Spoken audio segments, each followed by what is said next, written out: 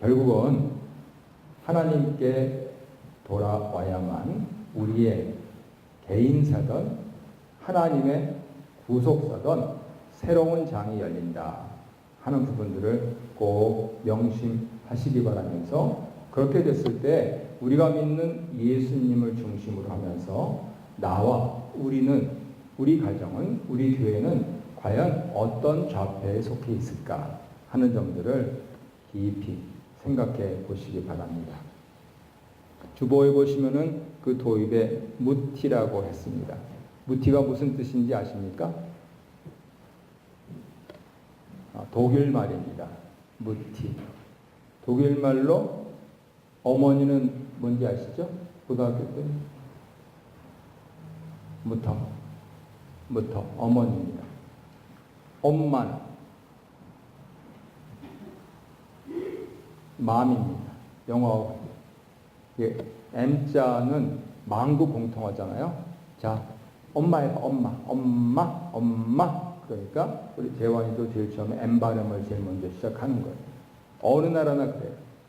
근데 무티가 뭐냐면 어머니도 아니고 엄마도 아닌 그 중간에 있는 별칭입니다. 현재 독일에서 제일 유명한 무티가 있습니다. 누구냐면 메르켈 총리입니다. 이분이 양자 화학자인데요. 동독 출신이죠. 근데 목사님 딸이에요. 그래서 아무래도 교회에서 자라났기 때문에 서방의 영향을 쉽게 받아들였고, 결국에는 헬무트 콜 총리가 통일된 다음에 2003년일 겁니다. 2003년도에 여성부 장관으로 픽업을 했어요. 그래서 동독 출신이 무슨 장관을 하냐 하는 시세머린 그러한 시선을 한 몸에 받았다가 그 다음 바로 환경부 장관이 되고 2005년에는 드디어 독일 연방 총리가 됐습니다. 그래서 지금까지 오고 있고, 아무래도 이제 다 정치적인 여정은 본인이 끝났다 생각을 해가지고 다음 총선에는 안 나온다 이렇게 발표를 했습니다. 그래서 이제 벌써부터 차세대 주자들이 등장을 하고 있는데요. 이분을 왜 무티라고 부르냐면 딱 보기에 이미지가 있습니다. 까칠하지도 않아요. 그렇다고 스마트해 보이지도 않아요. 어느 때 보면은 아무리 옆에서 트럼프 대통령이 그냥 막 이렇게 화살을 쏘면서 그렇게도, 죄송합니다, 여성한테 이런 표현을 써서, 근데 그거는 개인적인 견해니까 곰처럼 이렇게 쳐다보기만 할 거예요. 근데 그게 그렇게 좋게 보이면서 그게 약간 부정적으로 보일 때는 지루해요. 근데 이 양반은 퇴근하면은 슈퍼에 들러가지고 장 보고 가서 가족들하고 식사하는 사람입니다. 그래서 왜 무티라고 그러냐? 어머니라고 그러기에는 좀 이렇게 좀 다정다감한 그런 감이 없고, 엄마라고 하기에는 그 살 같은 그런 게 없어요. 그런데 2005년부터 벌써 2019년, 다음에 이제 연립정부 존립이 이렇게 흔들리게 되면은 또 총선이 오게 될 텐데, 그때는 나는 그때 내 정기은퇴하는 때다 이렇게 얘기를 하고 있기 때문에, 아니 그 벌써 10여 년 성상을, 나라를 그래도 G3 안에는 올려놓고 유지하고 발전시켰고, 국제사회에서 역시 목사님 딸이야, 그런 뉘앙스 있게 어떤 인권적인 측면이라든가 또 마땅히 독일로서 부담해야 될 그런 부담감들을 잘 낸다든가, 한편으로는 이런 부분들은 유럽에 대해서 미국이 너무하는 거다 하는 부분들 소리를 내기도 하면서, 그래서 참 잘 해오셨습니다. 개인적으로는 뭐 별로 호감은 안 가지만, 그렇지만은 일도 뭐 똑소리 나게 하신 것 같지도 않은데 아무튼 잘 됐습니다 하는 의미로 무티 메르켈 이렇게 부릅니다. 왜 이 말씀을 드리냐 하면요, 결국은 오늘 하나님께서 저 뒤에 우리가 봉독한 20절 이하에 나오는 스룹바벨에게 말씀을 하실 때, 아마도 현대에 있는 지도자들과 서로 비교해 봤을 때 제일 비슷한 형편과 처지와 이미지와 캐릭터를 갖고 있을성 싶어서 그렇습니다. 일이 쌈박하게 안 됩니다. 그런데 일은 완수합니다. 개인적으로 아유 저거보다는 더 할 텐데 이런데 아니에요. 결과적으로 더 큰 열매를 맺습니다. 오죽하면은 우리가 지난번에 배운 대로 성전을 첫 번째, 두 번째, 세 번째 지을 때 두 번째 성전을 스룹바벨 성전이라고 할까요? 결국은 역사적으로 이렇게 평가를 받은 지도자를 생산해내는 그러한 말씀이 이 학개 2장 10절부터 이하에 나오는 말씀입니다. 그런데 중요한 것은 내용을 가만히 들어보면은 이거 꼭 무슨 야단 맞는 것 같고 영 좀 석연치가 않은 부분들이 있어요. 그런데 그게 현실이에요. 메르켈이 집권할 당시에도 그랬고 스룹바벨이 총독으로 임명받아서 권좌에 앉아 있을 때도 그랬습니다. 그래서 성경은 그것을 낱낱이 차근차근 말씀을 하시고 있는 거예요. 첫 번째로 무엇을 말씀하시냐면 이제는 저쪽에 페르시아 제국의 고레스 왕부터 시작해서 다리오 왕, 키로스 왕부터 다리우스 왕, 그 왕들의 허락을 받아서 일정한 자금을 넉넉히 받아가지고 팔레스타인까지 왔어요. 그래서 여기에서 왜 왔는지 목적을 하나만 대보라 그러면은 이 사람들은 나라의 독립은 그거는 요원하고 그랬다면은 페르시아에서 보낼 리가 없죠. 종교적으로 당신네들의 종교, 당신네들이 믿는 여호와 하나님이 진짜 신인 것 같으니까 제국의 황제가 그것을 인정하니까 그네들의 사고방식으로 당신들이 당신의 신을 위해서 당신들의 나라에 할 수만 있으면 조상들이 잘못해서 철저하게 망한 그 자리에 여호와 하나님을 위해서 성전을 세우시오. 그 목적 때문에 와 있었어요. 그러면 왜 총독이냐? 주변에 여러 제국이기 때문에 다 굴종하고 살아있을 때 이 조그만 유대 나라는 나 황제가 특히 명을 내려서 그들의 하나님 여호와를 위하여 성전을 짓고 그리고 우리 제국을 위해서 복을 빌어달라고 그렇게 하려고 이 성전을 짓는 중이니 주변에 있는 사람들은 이 사람들 건드리지 말아라. 그래서 총독으로 임명된 거예요.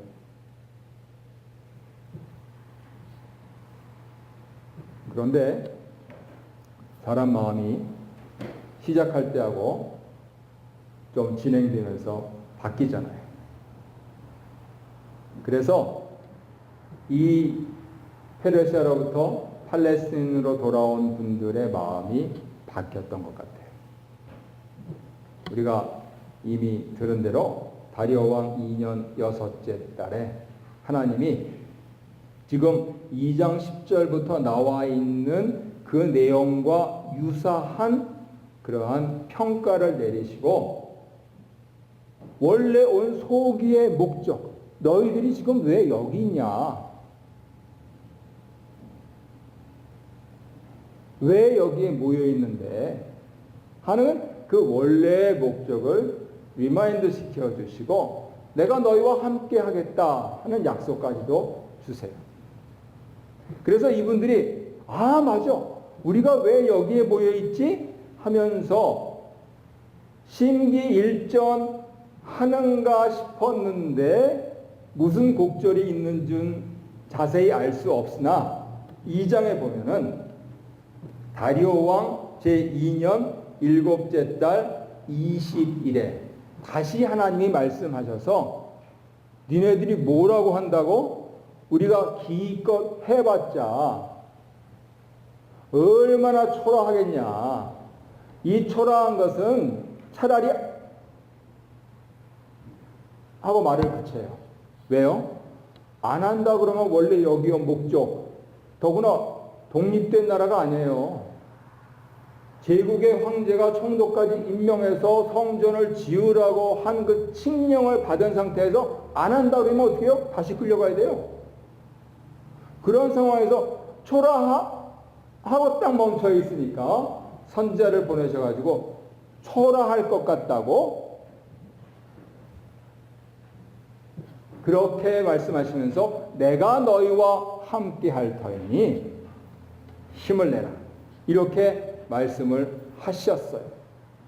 결국 종합을 해보면 이분들이 잃어버렸던 땅에 돌아와서 유대민들이 포로가 됐던 사람들이 돌아와서 오직 하나의 목적, 성전을 짓는다는 그 목적으로 다 몰입을 해야 될 때에 여러 주변 상황도 안 좋고 또 많은 사람들이 어떤 사람들은 도로 갔을 수도 있어요. 어떤 사람들은 거기서 왔으니까 이집트로 내려가겠다 했을 수도 있고 하지만 엄연히 총독이 있고 여러 관리들이 있고 제사장이 있고 대제사장이 있고 하는 그러한 정치와 종교가 엄연히 있는 아주 힘이 없는 그러한 조직체였기 때문에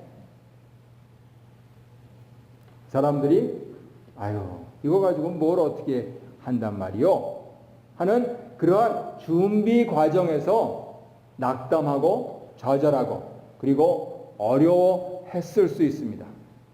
그래서 하나님께서 다시 한번 거참 너희 조상들도 그러더니 너희도 어떻게 그렇게 DNA가 같냐 하는 심령으로 같은 듯한 다른 말씀을 오늘 본문에서 해주시고 있는 거예요.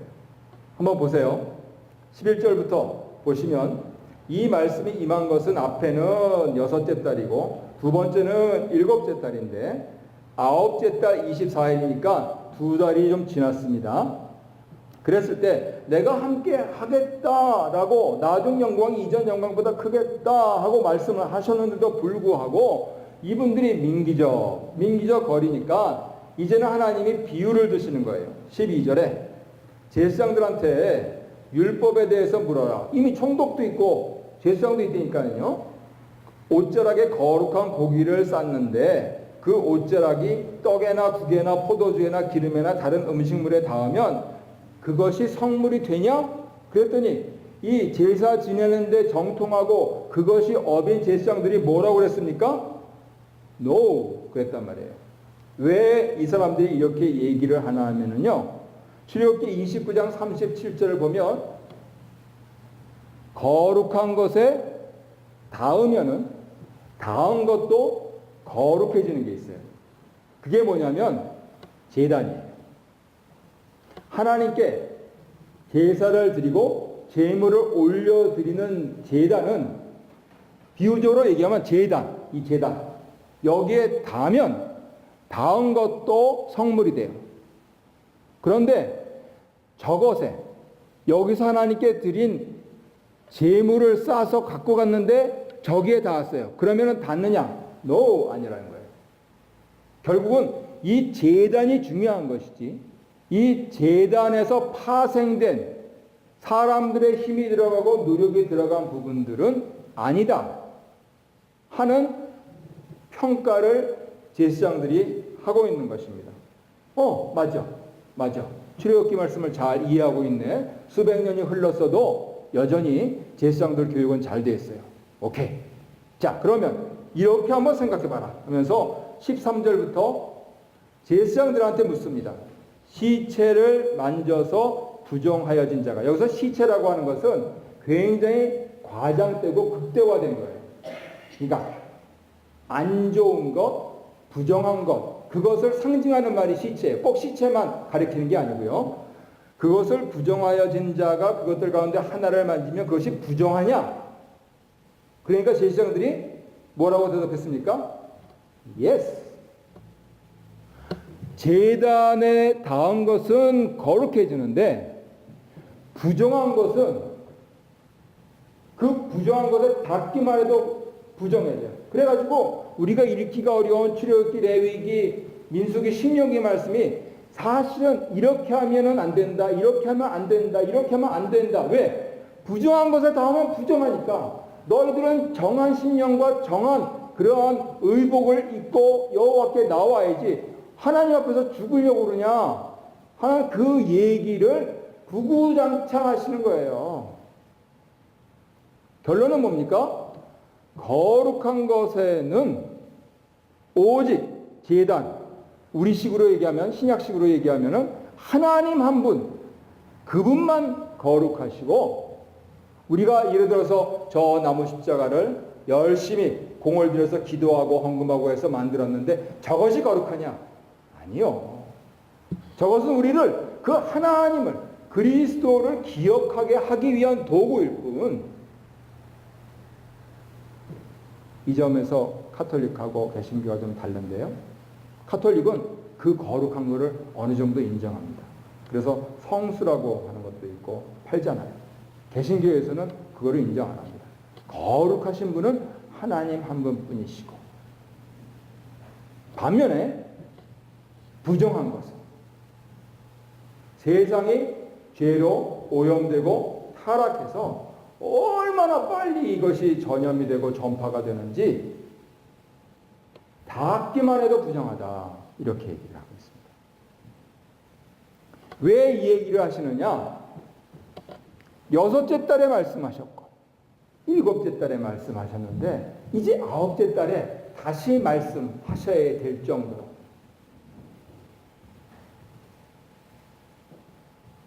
부정적인 생각과 언사와 행동은요 금방 전파가 돼요. 당신들이 지금 왜 여기 이렇게 모여 있는데 하나님의 성전을 지으려고요?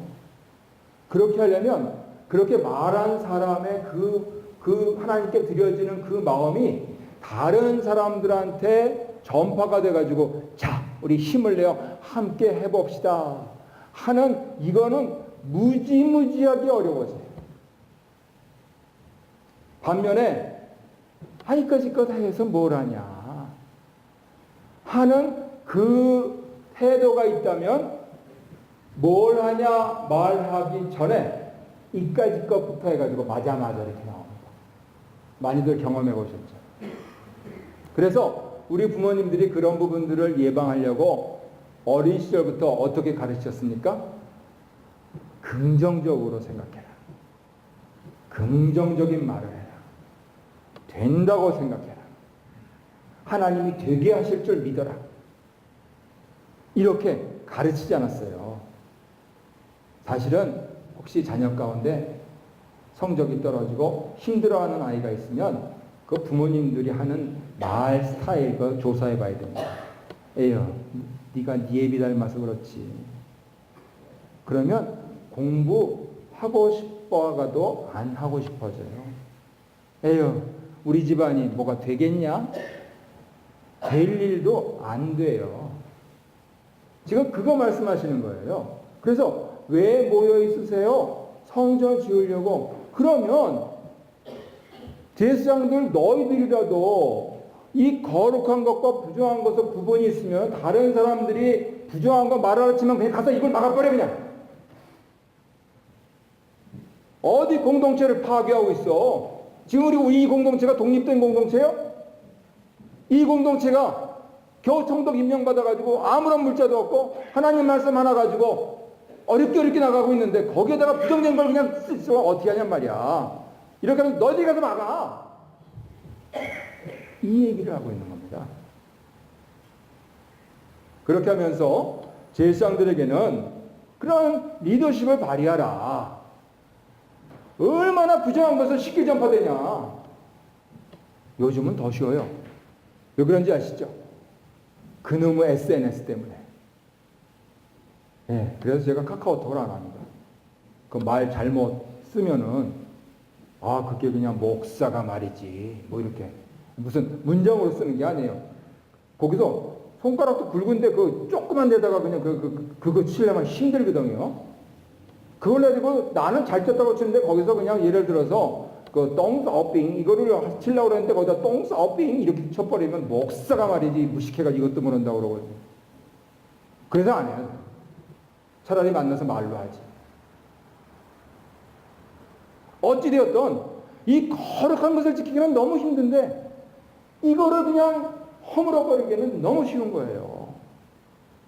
그래서 이 모든 부분들을 총칭해서 거짓 경건이라고 부르는 것입니다. 백성들이 처음 듣는 게 아닙니다. 첫 번째, 두 번째, 세 번째 듣는 거예요. 그러면서 역시 백성들은 마음이 연약하고 어리기 때문에 하나님께서 아주 실물적으로 말씀을 하시죠. 15절에 기억하라. 그래서 뭘 기억하라? 너희들이 그렇게 독립된 나라도 아닌 데서 와가지고 하나님의 전을 지으려고 하려니까 뭔가 있어야 되니까 농사도 짓고 다시 어떻게 좀 밑간도 짓고 하려고 했는데 포도도 해가지고 포도주 마셔야 되니까 하려고 했는데 나는 바벨론에서 했던 그대로 페르시아에서 했던 그대로 했는데 수확이 50%도 안 된다. 힘을 쓰고 애를 쓰고 했는데 50%도 안 된다. 왜 그랬냐? 이 소기의 목적, 너희들이 모여있는 목적이 도대체 뭐냐? 하는 그거를 건드리시고 있는 것이에요. 그래서 결국은 세상 사람들이 그러면 아이고 웃기시네 이렇게 얘기할지 모르지만 왜 이렇게 어려운 상황, 지금 이제 흉작으로 말씀하고 있죠. 17절부터 곡식 재앙, 깐부기 재앙, 우박 재앙 이렇게 이 흉작의 이유가 뭐냐? 너희들의 거짓 경건 때문에 그렇다. 우리는 와서 할 거 다 한 것 같은데 그런데 실제적으로는 어떤 의미에서는 질질 끌려오는 거예요. 질질. 그래서 그런 차원에서 하나님께서 기억해라. 종자가 아직도 창고에 있느냐. 나무의 열매가 맺지 못했다. 이렇게 기억하라 그러시는 거예요. 근데 지금은 첫 번째 말씀이 아니고 세 번째 말씀이시잖아요. 그래서 그거를 지목하려는 목적이 아니기 때문에 놀라운 말씀을 하십니다. 19절 하반절에 그렇게 안 됐다. 그러나 이 부분들이 바로 신약입니다. 구약에서는요. 왜 안 됐냐? 너희들이 이렇기 때문이다. 그러니까 너희들 매맞아야지. 이게 구약이에요. 얼마나 철저한지 무서워요. 그런데 안 됐다. 왜? 너희들이 하나님을 생각하는 마음, 너희들의 태도, 이 부분들은 워낙 안 해요. 그냥 안 해요. 그냥 포기하신 건지 어쩐지. 그게 아니고 하나님을 기억해라. 하나님. 너희들은 다 지리멸렬할지라도 하나님 한 분은 찬송을 받으실 거니까 하나님만 기억해라. 그러나 이렇게 하시면서 내가 너희에게 복을 주리라 이 말씀을 하십니다. 이분이 바로 예수님이에요. 그러니까 신약 백성들은 딱 봐가지고 이게 조금 일이 자꾸만 꼬여. 그러면 점검을 하는 거예요. 내가 주를 위해서 쓰기보다 나를 위해서 더 썼나? 나는 그냥 쓸 생각 안 하고 갚을 생각만 했나? 나는 자꾸만 어차피 없어질 거 남들이 다 갖기 전에 나부터 쓰고 죽자 이렇게 생각했나? 성경적으로는 그게 아닌데 쓰면 쓸수록 남는데 왜? 나는 쓰고 하나님께서 갚아주시니까. 내가 이것조차 생각하지 못했나? 아, 그렇구나. 예수님은 나를 위해서, 내 죄를 위해서, 나를 위해서 죽기까지 하셨는데 이까지 것 안 해주시나? 그러나 내가 너에게 복을 주리 하는 매우 절대적인 터닝 포인트를 만들어 주시고 있는 것입니다. 그래서 여전히 20세기를 살고 있는데 교회 식구들이요 여전히 구약을 살아요. 에휴, 나는 이래도 싸. 내가 뭐 한 게 있나? 이런 생각. 에휴, 나만 잘하지. 뭐 다른 사람은 어찌하든지. 이런 생각. 그런데 그게 아니고 예수님께서 피 흘려서 나를 구원하신 것은 나 혼자 잘 먹고 잘 살라 그러는 것이 아니고 우리가 교회로 모여서 어떻게 예수님의 그 영광과 사랑을 전할 수 있을까 하는 그 소기의 목적이 있기 때문에 우리가 힘을 합쳐서 똘똘 주님의 몸된 교회를 섬기고 하나님께서 혈육으로 맺어주신 가정을 섬기고 그리고 매일매일 나의 영성을 점검하고 하는 이 부분들이 신약 백성답게 사는 부분입니다. 가다가 차가 뻥 했어요. 투자했는데 뻥 했어요. 아이고. 그러기보다는 하나님, 제가 너무 욕심을 부렸습니까? 하나님, 주님의 뜻이 무엇입니까? 예수님 도와주세요. 하는 것이 신약 백성의 태도입니다. 하나님, 이번 일을 기화로 하여서 내가 나를 위해 살지 않고 주를 위해 살겠습니다. 그 교훈을 얻었습니다. 이렇게 나를 책망하시니 감사합니다. 하는 것이 이제 신약 백성이에요. 그러면 남는 일은 뭐냐? 짝대기 하나 걷고 공이 어떻게 늘어갈 것인가?